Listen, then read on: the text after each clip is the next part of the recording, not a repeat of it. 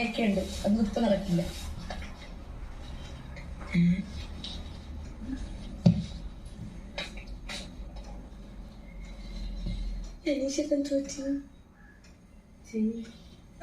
കണ്ടിട്ടില്ല.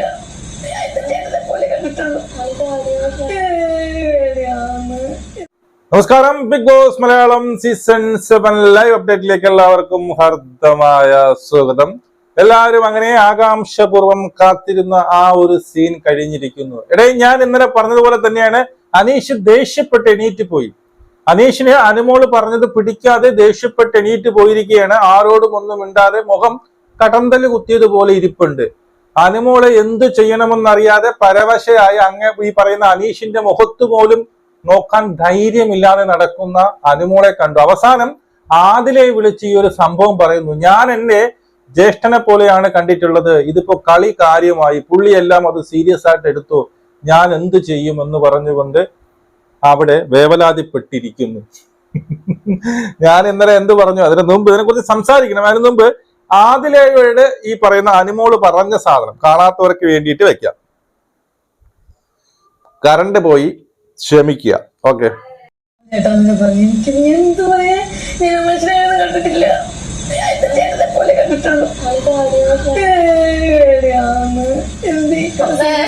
പ്രാങ്കൊന്നും അല്ലേ പ്രാങ്ക് അറിയത്തില്ല.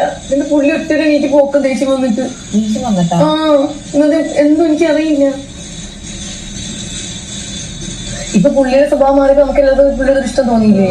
അതന്നെ എനിക്കും തോന്നിയത്. ഈ അവിടെ ചെന്ന് കളിക്കൊക്കെ കാണിച്ചില്ല, അതൊക്കെ തമാശയൊക്കെ പുള്ളിയായ സെൻസിലെടുത്തു വിചാരിച്ചാണ്. ഞാൻ വിചാരിച്ചു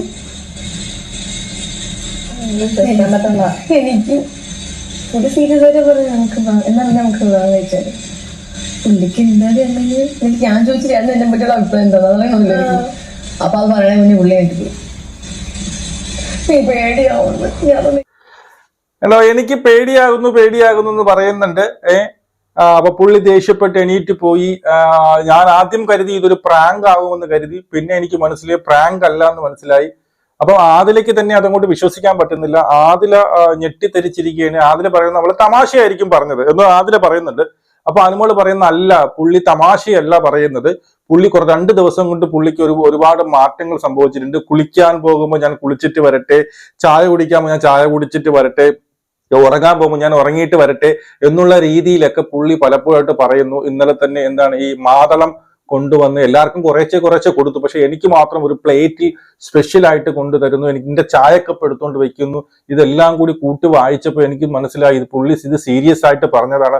അതുപോലെ അന്ന് എന്റെ അടുത്ത് ക്രഷ് ഉണ്ട് എന്ന് പറഞ്ഞത് കേട്ടില്ല. താങ്കളുടെ അടുത്ത് മാത്രമല്ല, ഈ പറയുന്ന നമ്മുടെ ജിസൈന്റെ അടുത്തും പറഞ്ഞിട്ടുണ്ട്, അവരുടെ അടുത്തും ക്രഷ് ഉണ്ടായിരുന്നു എന്ന് എനിക്ക് അറിയത്തില്ല. അപ്പൊ അതും പറഞ്ഞിട്ടുണ്ട് എന്നുള്ള രീതിയിൽ ഈ പറയുന്ന നമ്മുടെ അനുമോള് സത്യം പറഞ്ഞാൽ പെട്ടിരിക്കുകയാണ്. ഇത് എന്ത് മറുപടി കൊടുക്കണം, ഇതിന് എന്ത് പറയണമെന്നല്ല. അനീഷ് കട്ടക്കലിപ്പിൽ കിടക്കുക. ഞാൻ ഇന്നലെ പറഞ്ഞു, ഇതിപ്പം ഈ അനീഷ് എന്ത് ചെയ്തു, അനീഷിന്റെ എന്തോ ആയിക്കോട്ടെ, നമ്മൾ അനീഷ് ഇങ്ങനെ ഒരു പ്രപ്പോസ് ചെയ്യുമ്പോൾ നമുക്ക് അയ്യം തോന്നാൻ കാരണം അനീഷ് നമുക്ക് തന്ന ഒരു രൂപമുണ്ട് അല്ലെ, ഒരു സ്വഭാവമുണ്ട്. എല്ലായിടത്തും ബോൾഡെ ആരെയും അടുപ്പിക്കാത്ത, എന്താ പറയുന്നത്, കല്യാണമേ വേണ്ട എന്ന് പറയുന്നത്, എന്റെ വീട്ടിൽ ഒരൊറ്റ മനുഷ്യരെ കയറി പോകും, അങ്ങനെ സ്ട്രിക്റ്റ് ആയിട്ട് നിന്ന ഒരാള് പെട്ടെന്ന് വന്നൊരു പ്രപ്പോസൽ ചെയ്യുമ്പോൾ നമുക്കതൊരു ഓക്വേർഡായിട്ട് നമുക്ക് ഫീൽ ചെയ്യും. അതാണ് എനിക്ക് ഫീൽ ചെയ്തത്. ഈ പുള്ളി ഇതൊക്കെ ഇത്ര നേരം കാണിച്ചതൊക്കെ മുഖംമൂടി ആയിരുന്നു, ഇത്ര നേരം പ്രേക്ഷകരിലേക്ക് കൊണ്ടുവന്നതൊക്കെ കള്ളത്തരമായിരുന്നു. യഥാർത്ഥത്തിൽ അനീഷ് ഇങ്ങനെ ആയിരുന്നു, ഒരു സ്ത്രീ വിരോധിയായിട്ട് നമ്മുടെ ഫ്രണ്ടിലേക്ക് കൊണ്ടുവന്ന അനീഷ് ഇപ്പോൾ അതിനകത്ത് നിൽക്കുന്ന ഒരു പെൺകുട്ടിയോട് പ്രണയം തുറന്നു പറഞ്ഞിരിക്കുകയാണ്. മനസ്സിലായോ? അത് പ്രണയം എന്നുവെച്ചാൽ നമുക്ക് പെട്ടെന്ന്, അപ്പൊ നിങ്ങളൊക്കെ ചോദിക്കും, എന്താ അങ്ങേർക്ക് പ്രണയം പറഞ്ഞുകൂടെ, ആ പുള്ളിക്ക് എന്താ പിന്നീട് ഒന്ന് കെട്ടിയെന്നും പറഞ്ഞുകൊണ്ട് ഈ പറഞ്ഞ ഒരു പെൺകുട്ടിയുടെ അടുത്ത് പ്രണയം പറയാം. പക്ഷെ പുള്ളി നമുക്ക് തന്ന ഒരു രൂപമുണ്ട്, പുള്ളി നമ്മളിലേക്ക് ഇട്ട് തന്ന ഒരു സാധനമുണ്ട്. ഞാൻ ഇങ്ങനെയാണ്, മനസ്സിലായോ? എനിക്കിവിടെ ആരും കൂട്ടും കാര്യങ്ങളൊന്നും വേണ്ട, എനിക്ക് ഇനി ഭാവിയിൽ വിവാഹം കാര്യങ്ങളൊന്നും വേണ്ട, എന്റെ വീട്ടിലോട്ട് ആരും വരണ്ട. ആ രീതിയിൽ എല്ലാവരുടെ ബോൾഡായിട്ട് ഒരു തമാശ പോലും പറഞ്ഞാൽ ഉൾക്കൊള്ളാത്ത ഒരു കാര്യം പലവട്ടം ആവർത്തിച്ച് നടക്കുന്ന ഒരു അനീഷ് പെട്ടെന്ന് മാറിയിട്ട് ഇതെല്ലാത്തിന്റെ ഓപ്പോസിറ്റ് ആയിട്ട്, എന്താണോ അനീഷിനെ കുറിച്ച് നമ്മൾ ചിന്തിച്ചു വെച്ചിരുന്നത് അതിന്റെ എല്ലാം ഓപ്പോസിറ്റ് ആയിട്ട് വന്നിട്ട് പറയുന്നു, എനിക്ക് ഈ പെൺകുട്ടിയോട് പ്രണയം എന്ന് പറയുക മാത്രമല്ല, അവളത് നിരസിക്കില്ല. എനിക്ക് ഇവള് പെട്ടെന്ന് ഞെട്ടിപ്പോയി. അത് എനിക്ക് 2 കൊല്ലം കഴിഞ്ഞിട്ടൊക്കെ ഉള്ളൂ എനിക്ക് കല്യാണം, അങ്ങനെയൊക്കെ ഉള്ളൂ.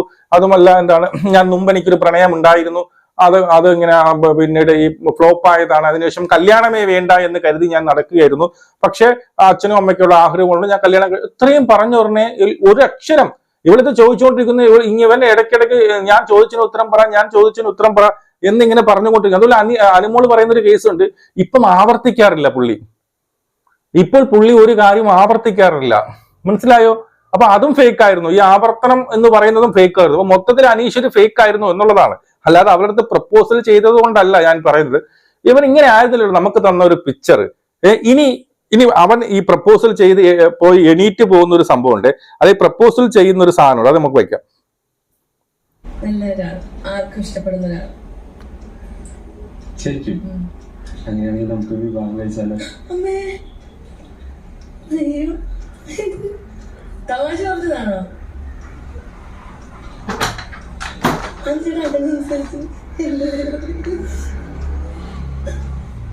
എനിക്ക് വയ്യ. ഇത് അയ്യോ മയക്കിട്ടിട്ടുണ്ട്, ക്യാമറ തയ്ച്ചു വരെ നോക്കിക്കൊണ്ടിരിക്കും. ചെറിയ പ്രാങ്ക് ചെയ്താണോ? അന്വേഷിച്ചിട്ട് എന്താ സംഭവം? ഞാൻ ചോദിച്ചതിന് ഉത്തരം പറ. പോ ചേട്ടാ തിരിച്ച്.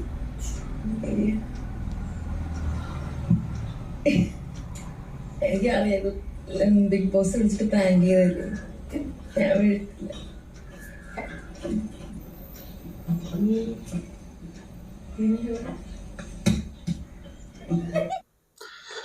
ഈ സാധനത്തിനാണ് ഈ പ്രമോ ആയിട്ട് കട്ട് ചെയ്ത് വന്നത്. ഇപ്പം ആൾ പറയുന്നത് എന്താ അങ്ങനെ ചോദിച്ചു, അയ്യോ എന്ത് പറ്റിയ അനീഷ് ഏട്ടാ, പ്രാങ്ക് ചെയ്താണോ ഇവള് പലപ്പെട്ടം ചോദിക്കുന്നു. അവിടെയൊക്കെ അനീഷ് ഒരു കമാന്നൊരു അക്ഷരം മിണ്ടുന്നില്ല.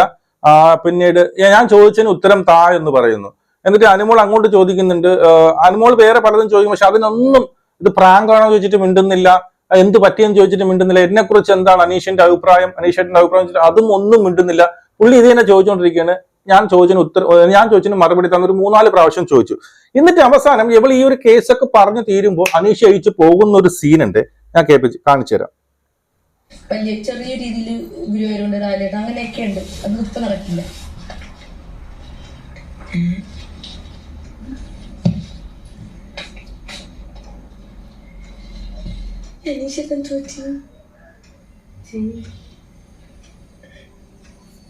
ഇത് പ്രാങ്കാണ്. ഞാൻ കണ്ടോ, ഇത് പറയുമ്പോ ഒന്നും കുറെ നേരം ഇവളിങ്ങനെ പറഞ്ഞുകൊണ്ടിരിക്കുന്ന ഇവിടെ മുഖത്ത് തന്നെ ഇങ്ങനെ വളരെ സീരിയസ് ആയിട്ട് നോക്കിക്കൊണ്ട് ടപേനെ എണീറ്റ് അങ്ങ് പോവുകയാണ്. ശരി, എണീറ്റ് പോയി. അവിടെയും എനിക്ക് വിഷയമൊന്നുമില്ല, ചിലപ്പോൾ അക്സെപ്റ്റ് ചെയ്യാൻ പറ്റിയില്ലായിരിക്കും, എന്റെ പ്രണയം നിരസിച്ചത് കൊണ്ടുള്ള ആ ഒരു ദേഷ്യമായിരിക്കും. പോട്ടെ, ഇതിന് ശേഷം ഇനി അവിടെ കിടന്ന് നീ എന്നെ പറ്റിച്ചു ഈ പറയുന്ന ഷാനവാസിന്റെ അടുത്ത് പറയും പോലെ ഒന്നും പറഞ്ഞു കളയില്ല അനീഷ് എന്ന് പറയുന്ന ഒരു വ്യക്തിയെ താങ്കളുടെ ആരാധകർ തന്നെ മനസ്സിലേറ്റി കിടക്കുന്ന ഒരു രൂപമുണ്ട്.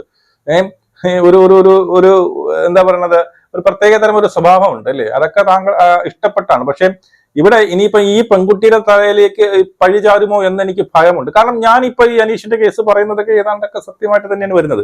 അപ്പൊ എനിക്ക് ഇതിൽ അങ്ങനെ എനിക്കൊരു ഫീല് വരുന്നുണ്ട്.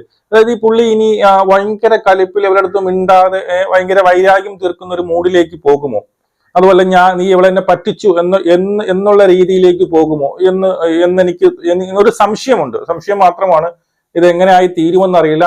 അനുമോൾക്ക് ഇത് ഭയങ്കര പേടി, പുറത്തോട്ട് ഇതെങ്ങനെ പോകും, ഞാൻ ഇനി ഞാൻ കാരണം പുള്ളി സങ്കടപ്പെട്ടിരിക്കുന്നത് ഞാൻ കാരണമല്ലേ എന്നുള്ള രീതിയിൽ, അതായത് ഞാൻ മുമ്പ് കാണിച്ചതൊക്കെ ഈ പുള്ളി മറ്റൊരു രീതിയിൽ എടുത്തല്ലോ എന്നുള്ള രീതിയിൽ. അപ്പം അങ്ങനെ കിളി പോയി നടക്കുകയാണ് അനുമോള്. ഇപ്പം ഫ്രണ്ട്സ് അല്ല, ഇപ്പം ഉടക്കി നിൽക്കുന്ന ആദിലയെ വിളിച്ച് തന്നെ പറയേണ്ടതായിട്ട് വന്നു. അതുമല്ല ഈ പറയുന്ന നൂറേരടുത്തോ മറ്റാരടുത്തോ നീ പറയരുത് എന്നുള്ളതൊക്കെ പറഞ്ഞ് അങ്ങനെ കിളി പോയി നടക്കുകയായിട്ട്. നിങ്ങൾ നിങ്ങളുടെ അഭിപ്രായം രേഖപ്പെടുത്തൂ. ലൈവ് കാണാൻ കറണ്ട് പോയി, എന്താവോ എന്തോ. ജയ് ഹിന്ദ്.